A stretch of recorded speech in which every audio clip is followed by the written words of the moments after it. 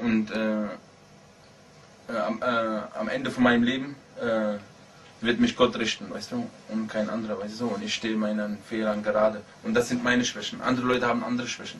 Andere Leute trinken, nehmen Drogen, sind nonstop auf Partys, was weiß ich, was die ziehen oder was die machen, weißt du, so. Ich habe diese Schwächen, das sind meine Schwächen, weißt du. Jeder Mensch hat sehr viele negative Sachen an sich und das ist meine Sache, weißt du so.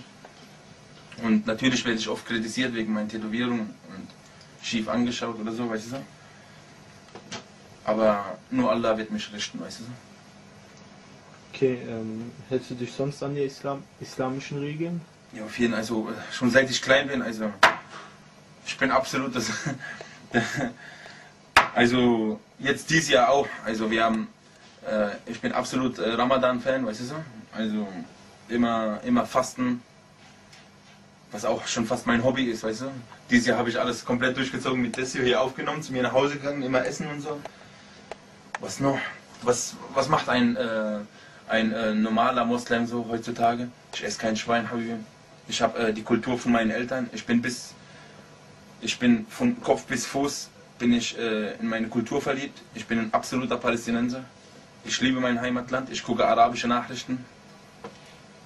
Beten? Beten tue ich nur zur Ramadan-Zeit, weil ehrlich gesagt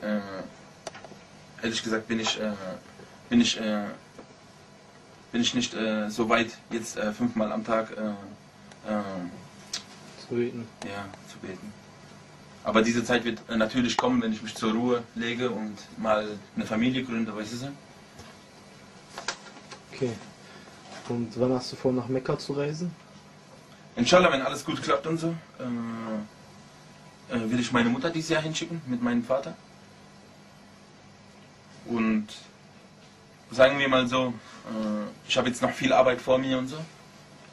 Man könnte jetzt morgen schon hinreisen, aber das wäre nicht der richtige Augenblick, weil ich muss mich erstmal mehr in meine Religion vertiefen und noch gläubiger werden, als ich jetzt bin, weißt du so? Weil lernen kann man immer. Und bis es soweit ist, dauert es noch ein bisschen. Und da will ich mir auch ein bisschen Zeit lassen, weißt du? Man sollte ja erst zu Mekka fahren, wenn man soweit ist, weißt du? Okay. Die schönste Pilgerfahrt der Welt war Mekka. Und,